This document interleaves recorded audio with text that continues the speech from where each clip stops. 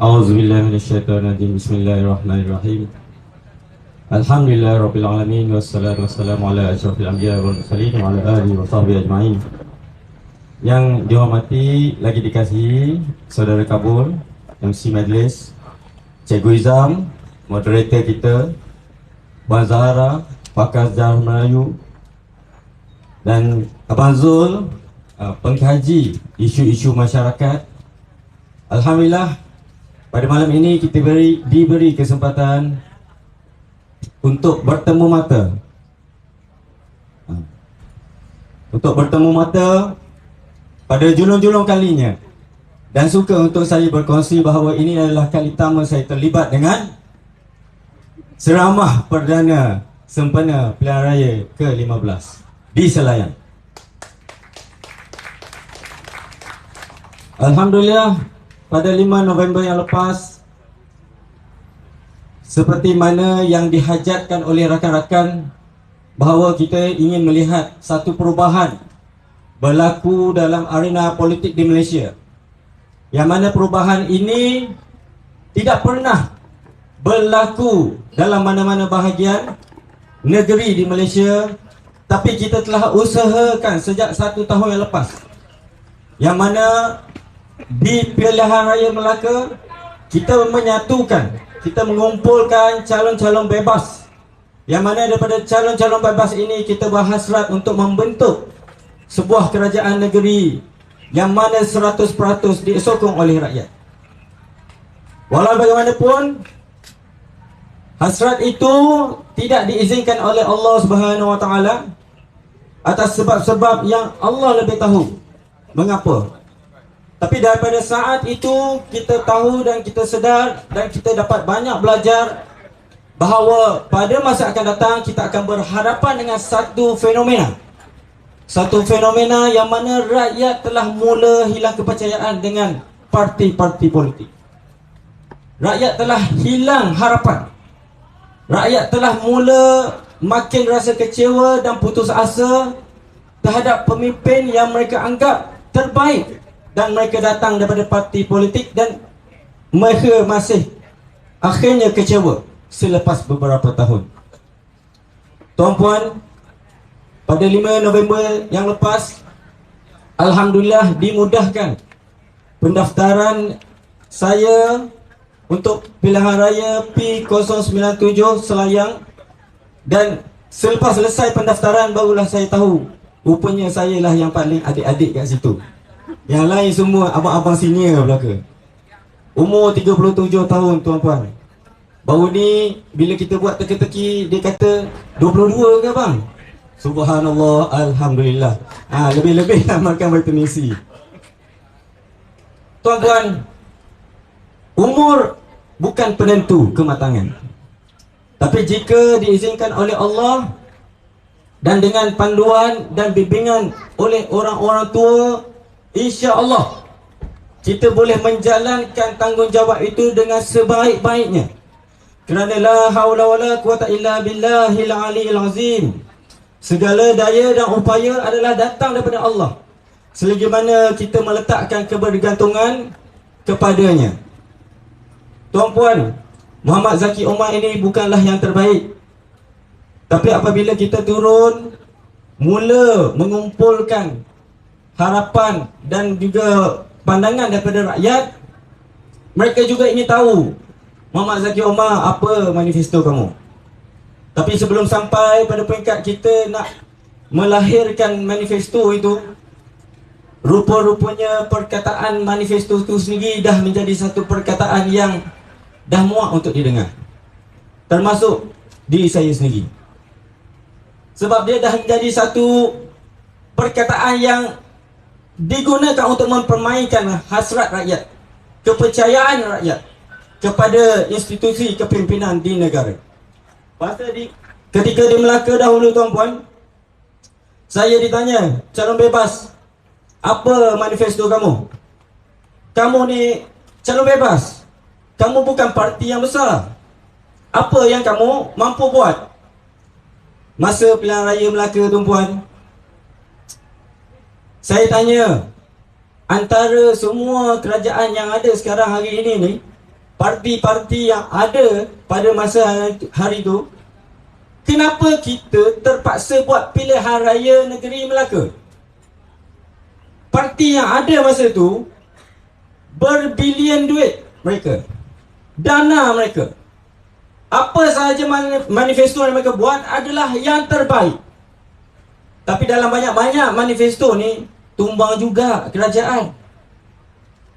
Jadi manifesto lah, apa lagi yang kita nak letakkan di hadapan rakyat? Kalau yang mengaku terbaik, yang mengaku kamilah dah 65 tahun berjuang untuk rakyat di Malaysia pun boleh tumbang.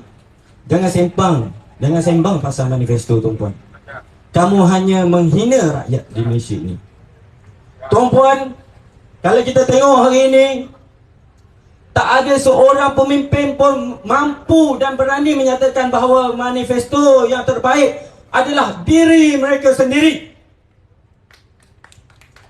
Mereka tidak boleh menyatakan dan tak mampu menyatakan bahawa akulah manifesto yang terbaik. Akulah Siddiq, akulah Amanah, akulah Tabligh, akulah Fatah. Siapa yang berani menyebut perkara ini? Sifat munafik, tuan-puan. Islam boleh ada sifat munafik, tuan-puan. Bukan Islam pun boleh ada sifat munafik, tuan-puan. Tapi yang paling bahaya adalah sifat munafik yang ada pada diri umat Islam itu sendiri. Apabila mereka berjanji, mereka mungkir. Apabila mereka diberi amanah, mereka khianat. Apabila mereka bergaduh, berselisihan faham, mereka melampaui batas. Kalau mereka nak kata bebas ini memecah belahkan ummah, memecah belahkan undi, mengapa UMNO boleh jadi PKR? Jadi 2. Daripada PAS boleh jadi amanah, dah jadi 4. Ada berjasa, ada bersatu, ada iman, ada berjuang. Mengapa bebas dikambing hitamkan? Dan semua ini tak lebih hanya untuk meletakkan kesalahan, agar kesalahan yang dicipta oleh mereka sendiri dapat ditutup dengan menyalahkan orang lain. Tuan-puan, bebas ini kita bukan kerana tak ada parti, tuan-puan. Kita memang tak nak masuk dalam sistem parti. Kerana kalau rakyat undi kita pada hari ini, rakyat pilih kita pada hari ini, esok terus masuk kerja.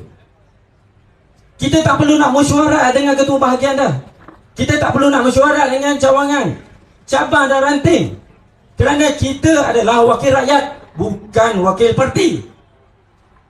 Jadi ini jelas, tuan-puan, bahawa kita nak berada di parlimen untuk memperjuangkan nasib rakyat, bukan nasib presiden parti, bukan nasib wakil-wakil parti. Dan calon-calon bebas yang dah ditapis oleh PPRM ini, kita tak perlu nak janji projek kepada siapa-siapa. Mana-mana ketua bahagian tak perlu, cawangan, cabang parti, ranting tak perlu. Kerana kita menjanjikan projek untuk rakyat. Kita nak kayakan rakyat. Kita nak rakyat kita berupaya. Kita boleh tengok ke apa yang berlaku kepada rakyat kita sekarang ni? Selayang kita hampir mencecah B60. Pendapatan yang bawah, 60% terbawah di kalangan orang Melayu tertinggi. Apa yang kita nak buat? Apa yang kita mampu buat? Betul ke kita nak ubah kehidupan rakyat? Kalau kita nak betul-betul nak ubah kehidupan rakyat, yang saya nampak kerajaannya berubah-ubah. Kita dilontarkan dengan persoalan. Okey, apa yang bebas mampu lakukan? Apa yang kumpulan kecil ini mampu lakukan kalau kamu ke Dewan Rakyat? Tuan-puan, yang dah berpuluh tahun jadi parti pun boleh bertukar Perdana Menteri. 4 tahun 3 Perdana Menteri. Tapi ditanya apa yang bebas boleh buat. Tuan-puan tahu tak, start daripada 2018 sampai sekarang, okey, 500 bilion hilang daripada pasaran mata wang Malaysia. Ekonomi merudum, modal keluar, pekerjaan menguncuk, syarikat menguncuk. Ramai tak ada kerja, ramai yang hanya kerja bersifat sementara.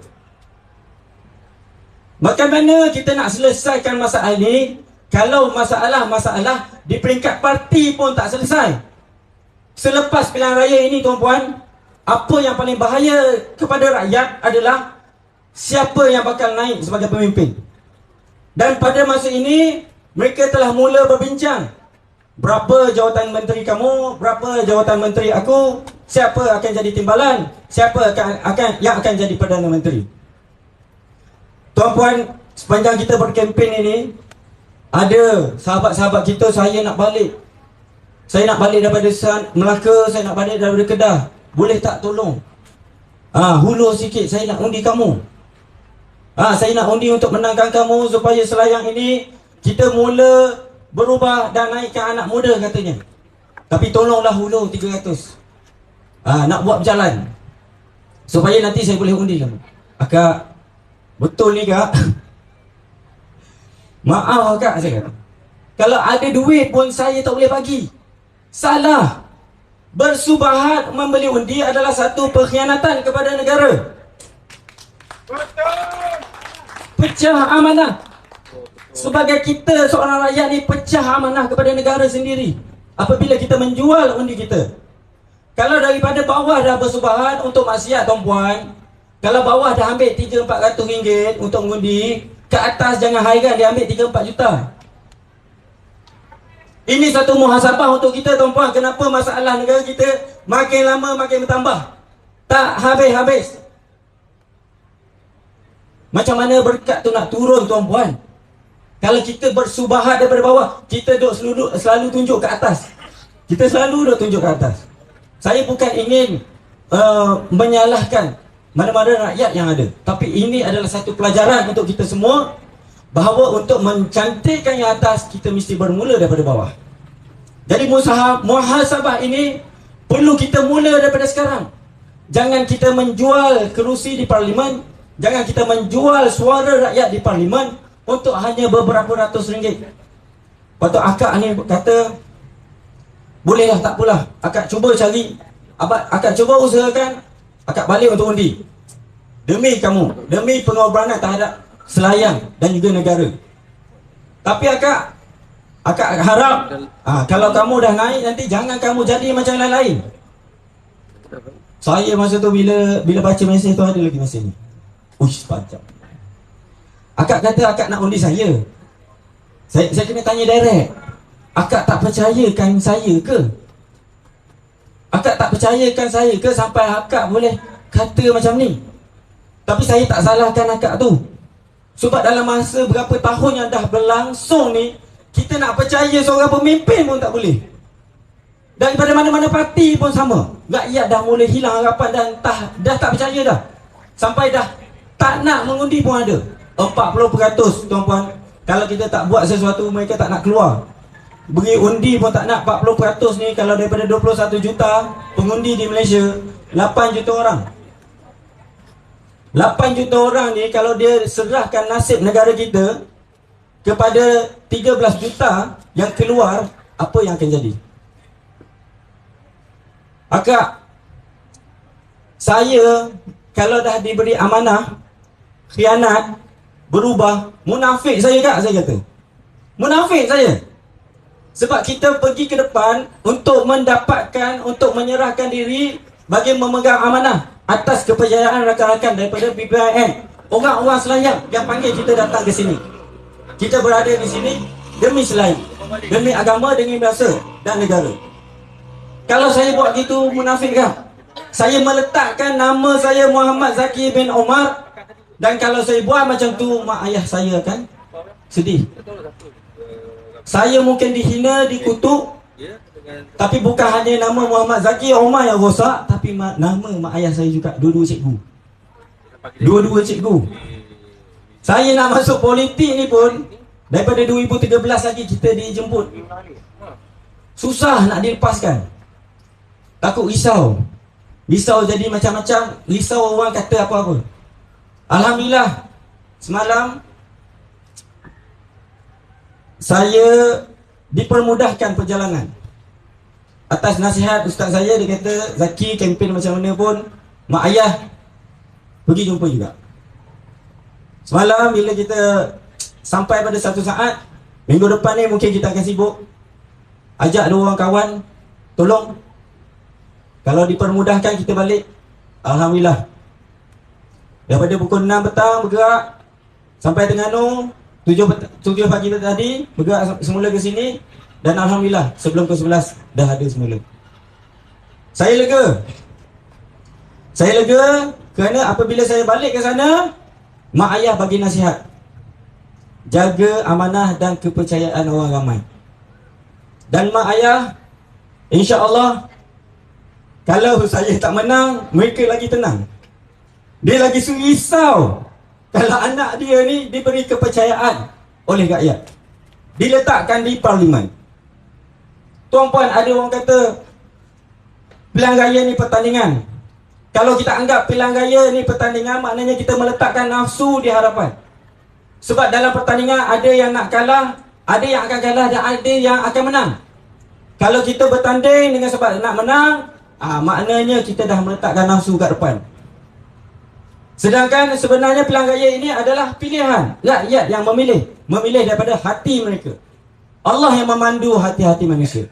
Tapi kalau kamu dapat kemenangan hasil daripada undi rakyat, daripada hati mereka yang dipandu oleh Allah, kamu rasa kamu layak dengan kemenangan tersebut, boleh kuasa. Jadi daripada awal lagi kita telah kena muhasabah diri. Jangan kabur dengan kuasa yang bakal diberikan oleh rakyat, mana-mana pemimpin pun. Dan apabila kita tengok di banyak tempat, rakyat sendiri bijak, dah boleh tengok kat mana-mana dah. Semua, bukan hanya di Selayang, seluruh negara, seluruh Malaysia, tak kira apa warna parti, masing-masing boleh komen. Kalau warna ni, okey, siapa boleh pakai? Kalau warna ni, siapa boleh pakai? Dan majoriti kata payah nak dipilih, sebab nak dipercayai karakter pemimpin itu sangatlah susah. Kerana itu daripada awal kempen bebas meletakkan kita memilih pemimpin berdasarkan sidik, amanah, tabligh, fatonah. Bercakap benar, bersikap jujur. Kamu menipu satu kali, hilang dalam 4 kategori ini. Hilang. Dah termasuk dekat bahagian munafik. Kalau kamu merasuah, ambil hak rakyat, ada orang kata, kalau siapa-siapa pun jadi YB ni, mesti dia ambil juga sikit. Tak boleh tak ambil. Tapi kita tengok, ramai yang buat sebab rakan-rakan, circle, siapa yang duduk di sekeliling mereka. Individu-individu ini yang merosakkan orang-orang yang baik. Terpaksa ambil disebabkan tekanan daripada orang keliling. Aku dah tolong kau gitu, berapa juta aku dah invest untuk kau punya, tak kisahlah bendera ke banner apa kan. Now dah menang, okay, kena pandai-pandai lah. So yang ni yang merosakkan pemimpin yang baik. Sebab itu formula bebas daripada awal, kita tak nak ada orang macam ni kat keliling kita. Kita putuskan siap-siap. Tok Ki tolong guide, Ustaz Azmi tolong pantau, Abang Zul set up majlis penasihat, supaya kita tak nak tersesat ataupun terjebak dengan perkara-perkara yang songsang ini. Ambil RM1 pun rasuah, tuan-puan. Ambil RM1 pun rasuah. Apakah ambil yang beratus-ratus ringgit? Apatah lagi yang ambil berjuta-juta. Tapi kalau hati dah kelam, nafsu dah duduk kat depan, kita akan tengok dunia ni adalah benda yang kita cari. Kalau dunia itu dah duduk dalam hati. Sebab tu tuan-puan, nasihat saya pada diri saya dan juga sama-sama kita bermuhasabah, agar Allah memandu kita untuk kita memilih pemimpin selepas daripada 19 November ini, supaya Malaysia yang bakal lahir adalah Malaysia yang diberkati oleh Allah Subhanahu Wa Taala dan membawa kebaikan kepada seluruh anak cucu kita. Kalau tanya saya, tuan-puan, Muhammad Zaki Omar bukanlah yang terbaik. Tapi ikut kata hati tuan-puan, jika anak muda ini boleh dipercayai, dibimbing oleh rakan-rakan, ibu bapa, orang-orang tua yang ada di sekelilingnya, yang mana boleh memastikan dia berada di jalan yang sepatutnya, berilah dia peluang. Dan tuan-puan, sebelum saya nak sambung lagi, saya minta tuan-puan tu nak ambil nombor telefon saya. Saya tak nak nanti orang kata lepas 5 tahun baru nampak. Nak cari pun susah. Jadi tolong ambil nombor telefon saya sekarang. 013 70111828. Dan Alhamdulillah, setakat hingga hari ini, saya akan pastikan setiap luahan yang kita terima dimasukkan dalam senarai tindakan-tindakan. Dan kalau tanya dari segi manifesto, apa yang kita berhajat untuk lakukan adalah setiap bulan kita kena jumpa dengan semua ketua-ketua masyarakat, supaya masalah-masalah peniaga, masalah-masalah penduduk, masalah tanah, masalah pendidikan, masalah ekonomi, masalah pekerjaan dapat kita sentiasa update daripada masa ke semasa. Tuan-puan, kalau depan saya ni saya tengok saudara Yusuf Azmi kita telah berada di Petronas. Dah dekat dah. Bandar Tasik Puteri. Yusuf Azmi dah dekat dah. Sedikit sahaja lagi dia nak pusing, okey, masuk ke Bandar Tasik Puteri, dan insya-Allah kita akan ada satu kesempatan bersama beliau. Tuan-puan, pilihan raya yang kita akan lalui ini adalah satu pilihan raya yang mana kalau kita tanya Tok Ki, dia kata do or die. Sebab kalau kita tak bersama-sama dengan pembentukan kerajaan ini, dalam kita membawa calon-calon yang mana terbaik ke hadapan, kita akan membiarkan manusia-manusia yang masih salah dalam pembawaan politik mereka untuk memegang tampuk kuasa. Dan kita boleh tengok sekarang daripada kempen-kempen politik yang ada sekarang ni, belum pilihan raya lagi, baru peringkat berkempen dah boleh sebut jawatan apa yang dia orang target.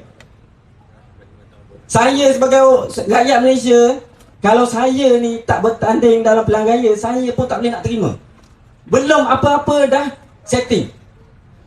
Bayangkan tuan-puan, daripada maklumat yang kita dapat, okey tuan-puan, akan datang takkan ada satu pakatan mana-mana parti pun yang mempunyai majoriti. Ada satu pendapat kata takkan dapat bulat. Yang penting lepas ni kena berkongsi. Tapi formulanya macam mana? Yang tu yang kita risau. Sebab apabila dikatakan sebagai berkongsi ini, masing-masing akan cuba membuat tawar-menawar antara satu sama lain. Aku ada 40 kursi lebih. Ini adalah untuk rakan-rakan kita juga di online yang sama-sama tengok. Aku ada 30 kursi lebih. Kalau campur-campur ni kita boleh dapat 120 kursi. Tapi sebelum itu kita dah kena agree, setuju berapa jawatan ini dan berapa jawatan ini.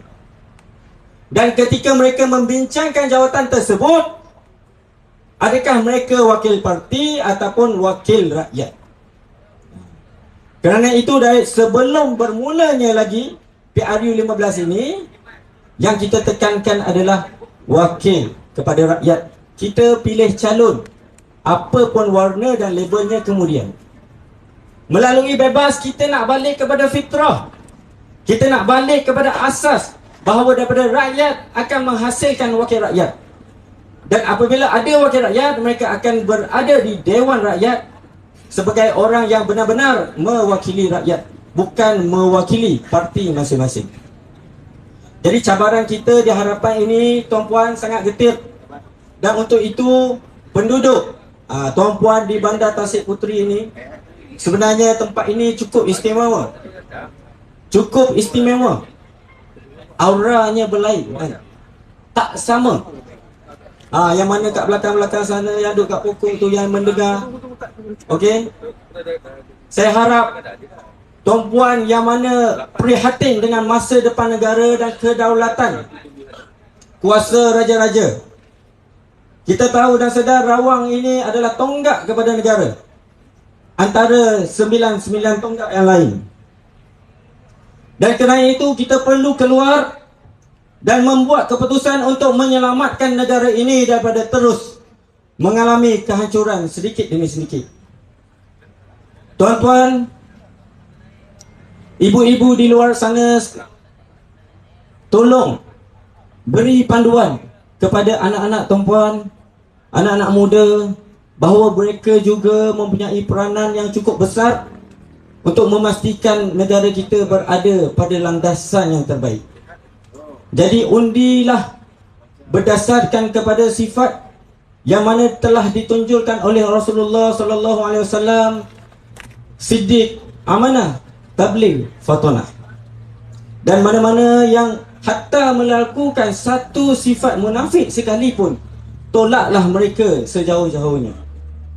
Dan pada mana-mana kerusi parlimen, tuan-puan di luar sana, naikkanlah anak muda walaupun mereka tiada pengalaman, tapi kita boleh memberi bimbingan. Sistem negara kita telah cukup. Setiap yang menjadi wakil kepada rakyat akan dibantu. Akan ada pasukan yang sama-sama bekerja.